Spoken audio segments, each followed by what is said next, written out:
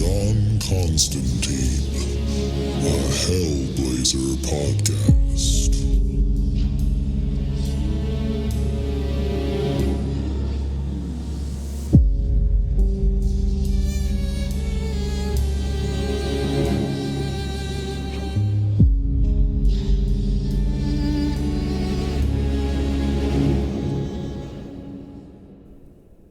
Hey there, everybody, and welcome back. Before we get into the episode, just want to let you know that this is the free version of the podcast, and all that means is that we are way behind where I'm at in Patreon. So if you are loving this podcast and you need more John Constantine in your life, definitely go check us out at patreon.com/planes, trains, and comic books and sign up for the Hellblazer tier, where you'll get access to the entire Hellblazer library that I've recorded so far. And also you'll get access to the exclusive episodes of the Planes, Trains, and Comic Books main podcast. So if any of that sounds good to you, definitely go over to patreon.com/planes, trains, and comic books, all one word, and sign up there. And with that out of the way, let's get into the issue. Today we're reading Hellblazer number 39. And just a little recap on what's been going on. John Constantine and his friends Marge and Mercury are back together. And they've been traveling in the English countryside on a whim because Mercury had an idea that someone was needing her help. And it turns out she was right because there was a boy named Martin whose dad was abusing him. And Mercury was able to save Martin and his mother and get them away from the father. And they took Martin and his mom with them on their trip. And now they're heading off to their next destination. So first things first, with the cover here of issue 39. And this cover is pretty interesting. It's very weird and eye-catching. There are two naked men in fetal positions that are fighting with each other. And the cover is actually split in half and mirrored. So the top half of it is the normal right side up version. And then the lower half of it is an upside down version of the same cover. And that includes like the DC logo and the title and everything. So it's a very cool, interesting concept that I don't think I've ever seen before. And we also see that this issue is written by Jamie Delano with art by Steve Pugh. And we start off with Marge, and she's talking about how it's autumn now, and she's sitting in a graveyard atop some cliffs that are overlooking the ocean. And the narration says, "Autumn, a poignant fading glow, the sweet sharpness as earth draws beauty back inside herself to nurture it through winter's chill. This is the time to shelter and conserve, to stay at home close and warm with a small family of friends and lovers, patiently hopeful of the spring." And on the ground in front of her, she's drawing like a mystical symbol. It kind of looks like the Star of David in a circle. And she's talking about how they've joined up with some of the people from the Pagan Nation from the Fear Machine story arc. And this is kind of like the small group of family and friends and lovers that the narration was alluding to in the last panel. So the people who are together here are Zed, Marge, Mercury, Errol, Martin, and of course John. So that mystical symbol that she's drawing with 6 points is supposed to represent each person, and she says that it's a good foundation to build a future on. But she's unsure about John and whether he intends to stay or not. So she kind of redraws the symbol with 5 points, and that symbol apparently is a little bit more ominous and not so happy. And it turns out that John is actually napping in the same field that she's in, just a little bit away. So she sees him and she throws an acorn to wake him up, and she tells him, let's get moving because this place is kind of spooky, because it's an old abandoned graveyard with a church that's been hit by lightning. And we see the name of this issue is called The Hanged Man. So as John gets up from his nap, he says, "Christ, I feel like an old man." And Marge suggested they go down to the water to warm up on the beach, and he says no to that, but they continue to walk and talk a bit. And Marge just straight up asks him, "Do you like it here? Are you going to stay with us this time?" And he doesn't really answer it. He just says, "Why did Zed have to pick this place for the new camp? It's got such a bloody weird feel to it. That church, the beach, you, me, Zed, and all the others, it's all so sickeningly familiar. Everything just goes round and round, and I never quite get the point." And then Marge says to him, "You had nightmares again last night. What were you dreaming about?" And John says, "Just the same old shit. Floods, drowning, suffocating softness, entanglement, nothing clear or visual, writhing snakes, a terrible joy. What do you think?" And he's asking her because she is kind of psychic. She's definitely used tarot cards to see his future in the past and to kind of divinate what's going to happen to them. So she says, "Well, flood sounds like a fear of the subconscious. Snakes are female symbols too. Looks like your sexuality's hanging you up. Poor John, I think you feel trapped in a swamp of femininity, wanting and resenting at the same time. I think you're going to run away again." And by this time, they've walked all the way down from the cliffs and are now on the beach. And Marge walks away from him and goes to sit on a rock. And he says in answering to her last comments, yeah, I know. That's what I always do. But I'm not sure I can afford the luxury anymore. On one level, you're right about the dreams. I am hung up on that stuff, but they all feel more literal than symbolic, as if I was fighting myself. And then he goes over to where she was sitting and sits down by her. And she turns around and gives him a big hug and says, everything would be all right if you just let us love you. But then John kind of shrugs her off and stands up and says, I daren't, Marge. I'll spoil it. It's too late. I've wasted my time. I'm too bloody lazy and weak. And Marge is kind of mad at this and says, I've heard it all before and it's crap, John. You're strong. You have love and compassion. I've felt them from you. We all have. And then he turns around and says to her, Marge, I know how to go through the motions, but I'm hollow, a fraud. I'm only half a man. And as Marge is answering him saying that that's enough for her, all of a sudden John sees something behind her. And what he sees is something that startles him, but it seems like it's kind of familiar. It's a boy that has like no features or sex organs or anything. And it's standing there right behind Marge on some rocks, and it's beckoning John towards it. And as John sees it, he says, the golden boy, as if he's seen this thing before. And then the golden boy takes off and starts jumping on the rocks farther away from John, and he tries to chase after it, but it's no use. And when John gets to the top of the rocks, the golden boy is gone. And John drops to his knees and starts crying. And Marge says, what's the matter, love? Why are you crying? And John answers, he went into the rocks. I couldn't keep up. It was the golden boy again. Didn't you see him? He was so beautiful. And Marge didn't see anything, so she just kind of sits by him and she asks who the golden boy is. And John says, I was never sure. I used to see him sometimes when I was a kid, usually when I was feeling down. Some sort of imaginary friend, I suppose. Only he'd never be my friend, no matter how much I wanted him to be. The first time I saw him, I was 4 or 5 with my dad, visiting Mom's grave.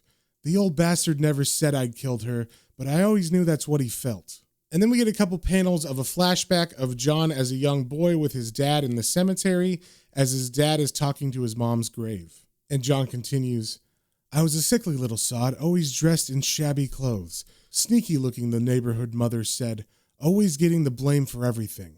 And as 5-year-old John is looking at the gravestones, he sees the golden boy come out from behind them, and he says, when he stepped out from behind the cross, he was so shiny and beautiful that I thought he must be Jesus. All I wanted was to be close to him. Somehow I knew that if only I could soak up a little of his strength, his cleanliness, it would make my father love me. And we see 5-year-old John walk over to the golden boy, and they just stare at each other face to face. And John continues, he looked at me and smiled. I loved him, but I hated him as well.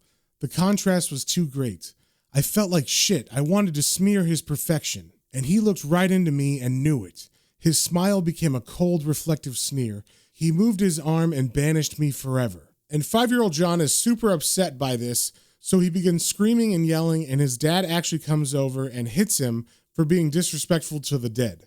And then we cut to like a teenage John, and he's in prep school, and he's staring at some of the popular kids, and he says, I caught glimpses of him in the kids at school from time to time, always being the things that they wouldn't let me be. Athlete, choir boy, perfect. The world was so easy for him. I had no choice but to despise him. He was a complete wanker, but my father loved him and I was jealous as hell. And this is interesting because there is no actual golden boy that anyone else sees. So he's talking about the idea of like a perfect child or being the type of kid that would make your parents proud. And it's not just us. Marge is confused by this concept as well. She says, how could your father love him? You were his son and this golden boy wasn't even real. And John, who instantly looks kind of guilty and sad, says, no, but he could have been if I let him. And Marge thinks he's talking crazy, but John says, it's this sodden place. There's something building here, something that's got me dead centered in its sights. And Marge suggests possibly it's the weather and the changing of the seasons making him restless, but John says, nah, it's much more than that. There's something crucial about here and now, everything significant. And all of a sudden it begins to start pouring rain. Like literally the weather just changes from sunny and bright and nice to a complete downpour. So they eventually decide to walk back to camp where the rest of their friends are. And as they're walking, John says, did you ever see a tied up dog circle around its pole until it ran out of rope? That's how it feels, as if this is the center of my spiral. as if this might be my last chance to grab some grail, to learn some magic secret that will make sense of all this confusion. And then Marge turns to him and puts her hand on his face, and John looks into her eyes and says, 10 to 1 I screw it up. I should have done more preparation, but then we always think there's more time than there is. And Marge says that she'll help, but John rejects her, saying, not this time, Marge. There's magic shit to do and only Zed can help with that.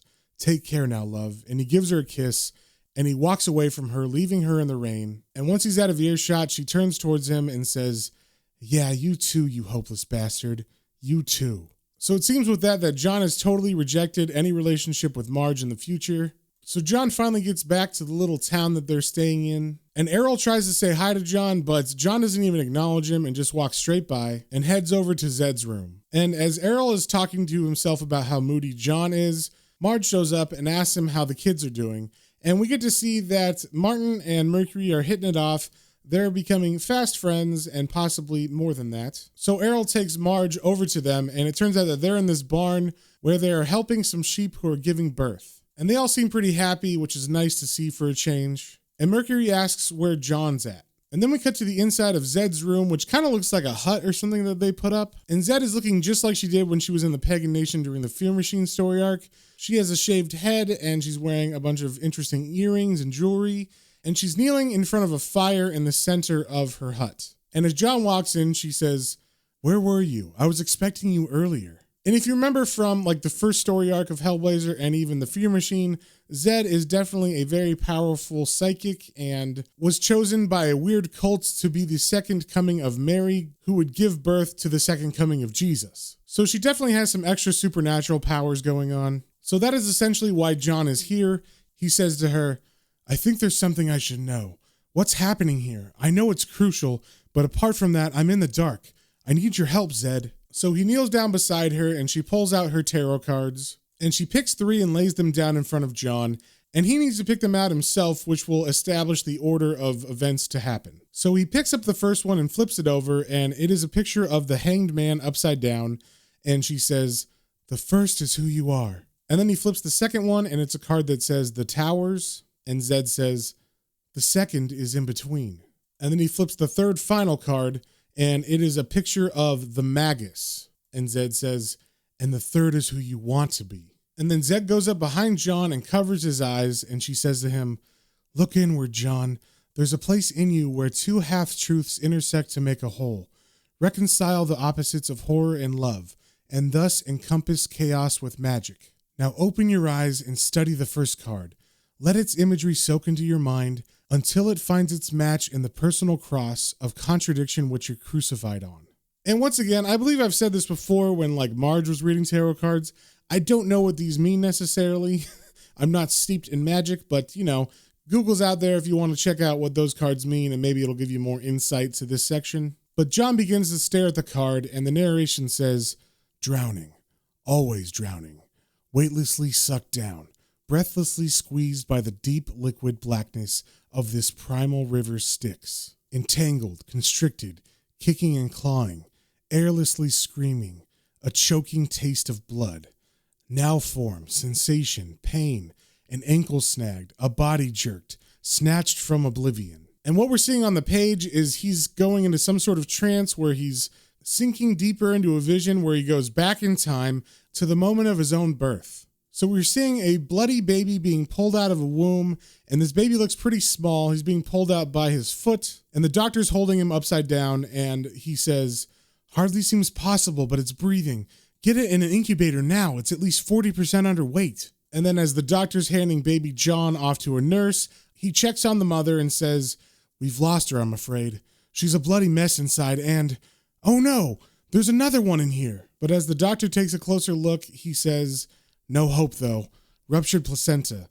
The hemorrhaging killed them both. And then one of the nurses remarks, it's full grown, too. The other one's sickly in comparison. What a shame. It would have been a lovely kid. And then the doctor answers her, so much for natural selection. Life plays some cruel tricks. Where's the father? So they go out to the waiting room and they tell John's dad what happened, that it was twins and that one of them didn't make it and the mother also died. So they tell him to go see the one child who is okay. And when he goes into the incubating room, he looks at the baby and says, that's not mine. Take it away. There's been a mistake. Where's my baby? Where's my wife? I don't want it. It's ugly. It's evil. And I gotta say, he's not wrong. The way that they draw this baby, it is not a very attractive looking baby. So the nurses try to calm the dad down and they say, it'll take time, but you'll grow to love him. And that it's just an innocent little baby. But the dad yells back at them, I'll never love him. It's a killer. Put a pillow over its head. And he's like yelling this right into the baby's face. So it's not very nice to the newborn. So a doctor comes over and escorts John's dad out of the room. And a nurse walks over to baby John and says, welcome to the world, you poor little sod. And with that, John snaps back into reality and he's once again inside of Zed's tent or hut or whatever you call this thing. And he looks over and he sees a shadow of himself and he begins talking to it and he says, twins, split cell, split personality, divided self. Shit. There should have been two of me, but you killed him. You killed your brother, just like Mercury told you. And then John yells, no! And he pulls the curtain aside where the shadow was, and he sees the storm is getting worse, and now there's lightning, and it's crashing around the church from before.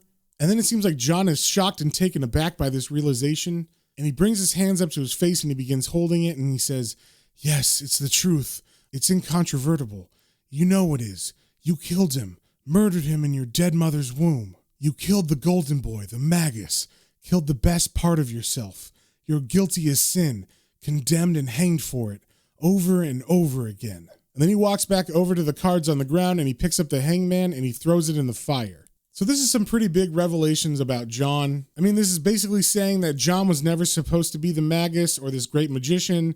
It was supposed to be his brother who was the chosen one, but he killed his brother in the womb and took that birthright. And that's why all this bad stuff keeps happening in his life over and over again. So with this new knowledge, John asks Errol to go with him to the beach and to bring some magic mushrooms. And John is going back to that rocky area where he saw the golden boy earlier in the day. And as he's walking, the narration says, all these years I never knew. I built a dark fortress to defend and hide my guilty life and crouched inside alone. A shadow separated from the light that cast it. That terror, that sickly dread. It wasn't death I trembled waiting for, but this inevitable bolt of revelation to split me open and bring me tumbling down. It feels like this is it, all right. The final chance. The tower stands between the hangman and the magus. And in the panel of this last narration, we see the burned church that's on top of the hill next to the beach. So John is taking it as a sign that that church is the tower from the tarot card. So he tells Errol to give him the mushrooms and he takes the entire bag and eats it.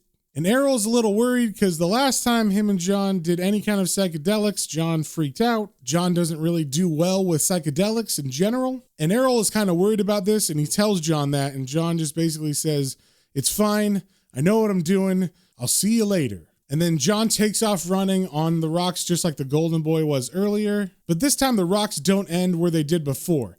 Now when he gets to the edge of the rocks, there's like a giant kind of stone statue that looks like a woman who has large breasts and her legs are spread open and there's definitely a cave in between them. And yes, this cave opening definitely looks like a vagina. And as John approaches the entrance, the narration says, come on, you know the way. You've been here time after time. And there's that inner light to guide you, that warm fraternal glow. So it seems that he can actually feel his brother's spirit calling to him inside of this stone woman's womb. And then we get a panel of all these crazy colors and shapes, and it definitely seems like the mushrooms are now hitting John to full effect as he enters the cave. And he starts to freak out like he normally does, but then he is able to get control of himself, and the narration says, no, don't resist, don't fight. That's what you always do. Accept it. Ritual or drug, what's the difference? Just a means to an end or a beginning. And he doesn't quite fully go into the cave. He just stands there at the entrance. And it seems like there's maybe two eyes looking at him in the darkness. And the narration says, what's the matter? Can't look your mother in the face? Believe it and it's true. This is the womb, the source of all magic, the center of the spiral. And with that, John actually walks into the cave. And there's like a really, really tight, narrow passage as he's going in. And he almost gets stuck and he begins to freak out again. But then he decides to take off his clothes, which will help him squeeze through. And once he's through that narrow opening, the cave opens up into a wide area with a big pool. So he jumps in and begins to swim. And the narration says, he's waiting for you. So take the plunge. Push on through. Nothing to lose that you haven't lost before. Just a sanctuary to regain, a vital harmony to restore. And towards the back of the cave where he's swimming towards, there is a bright light that begins to form. And then all of a sudden, I believe this is John in a vision, but I could be wrong. This might actually really be happening. John is now the baby version of himself, and he's swimming in the womb towards his golden brother. And the John baby is super deformed and messed up.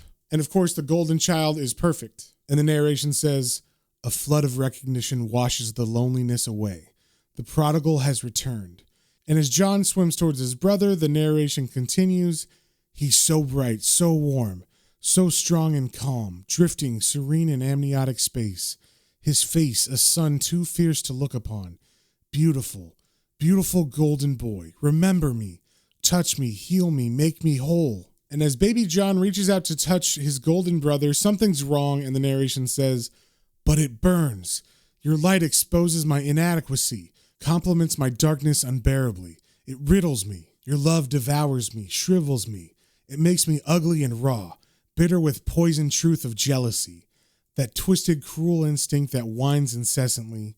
In any world that nurtures you, there'll be no room for me." So baby John, who was reaching out to touch the face of his brother, decides to grab the umbilical cord of his brother instead, and he begins to squeeze it and twist it and tie it up into knots. And the narration continues, "I am the sun eclipsed, unless I dim his light and fight for my right to shine. No, no, no. To kill your brother is to kill yourself. That was the way it was before. Lives wasted endlessly. It must be different this time around." So baby John takes the knots that he just made and undoes them, and he lets go of the umbilical cord, and he lets his brother go. And the narration continues, "Don't fight back. Surrender. Lie back. Let go.